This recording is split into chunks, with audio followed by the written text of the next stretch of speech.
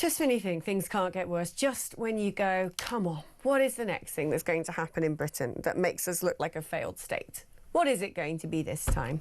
You learn that we're probably going to face a fresh slew of doctors' strikes now, despite there being waiting lists of years, despite us having some of the worst health outcomes across developed nations, despite the fact when you phone your GP you're still faced with telephone tombola, you can barely get an appointment. Well, don't you worry, the unions are doing all right. They've been lining their pockets, haven't they? Apparently militant doctors have built up a £1 million war chest, £1 million, to bully ministers into giving them another huge pay rise. This is the BMA, the British Medical Association, says it's prepared for a long-term fight with Health Secretary Wes Streeting if talks to prevent these crippling strikes don't reach a breakthrough. It says it's got further reserves of tens of millions of pounds. If you've got all that money, why don't you just give it back to the people who gave it to you so they don't have to come to us and demand an extra 30% on top of the 30% they've already got? Can you not see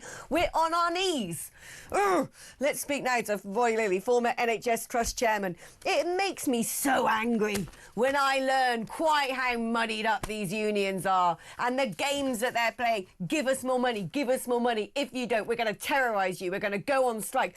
It's the patients that suffer, us who actually pay into the system to pay these people who then pay the unions to terrorise us. OK, good morning. Good morning, Roy. How are you today? Well, I was all right until I read that. So no, I wasn't. The world was already a mess through my eyes. But this is really stuck in my craw. You're having a wowzer today. That's good. Right. OK, the BMA has changed enormously. I mean, in my day, it was an old gentleman's club. We used to go there for lunch and have a jolly good time. And a few years ago, well, before the last strikes, actually, the junior doctors started a new organisation called Doctors Vote.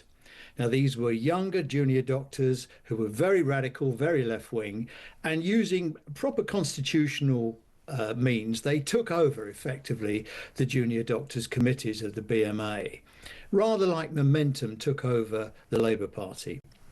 Quietly, cleverly, carefully, and then we had the last strikes. Everybody said at the time, doctors will never go on strike, surely. Well, actually, this lot will. And we've got the whole thing again. I mean, they settled last time for a 2-year deal. I said at the time it should be a 3-year deal because it didn't really sort out their pay. And it would have been a lot easier to have a 3-year deal. Now, here we are, they're doing it again. As far as the money is concerned, one of the problems they had last time was that the BMA don't pay strike pay. And so, you know, a lot of people lost a lot of money. And you know, these aren't all young doctors that can survive on the bank of mum and dad and fresh air. I mean, a lot of them are really quite senior and they have mortgages to pay for and kids and all the rest of it. So going on strike was you know, it cost them a lot of money. This time they prepared for that. I don't think it's true to say that they have access to the BMA's wider funds. It is true the BMA is one of the richest unions, but I don't think the Junior Doctors Committee have access to BMA funds. But I do think they have built up a war chest, so it's probably right to say that. Will there be a strike? Well, I think the good news is, Alex, that there's no news. Normally, if two parties in negotiations aren't getting on very well, this is kind of a schmozzle in the press and everybody's, you know, calling each other idiots. This time around, it's gone very quiet, and I think that's probably a good thing. Maybe Wes Streeting is being able to pull something off. I mean, there are a whole load of things that are structurally not right as far as junior doctors and indeed nurses, for that matter, are. There's the huge cost of examinations. I mean, doctors have exam after exam after exam, and the Royal Colleges charge thousands to sit an exam. I think that's a rip-off. There are issues around little things like car parking, travel to work, rotas. I mean, rotas are very, very rigid. And of course, when junior doctors train, they get shifted around the country. And if you've got a wife and a family or a husband and a family, that can be a big upheaval as well. There's a lot structurally that we could do. As far as the money is concerned, I don't think it's going to be any. So fingers crossed, I think.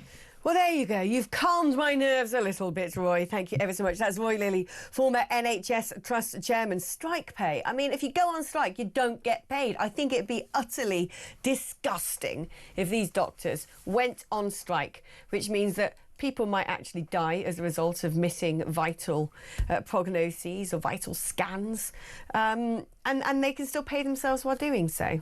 That just doesn't seem right to me. So let's hope that Roy Lilley, former NHS Trust Chairman, is right, and that they don't have access to that war chest, and that no news is good news, because really I don't think we can take much more, can we?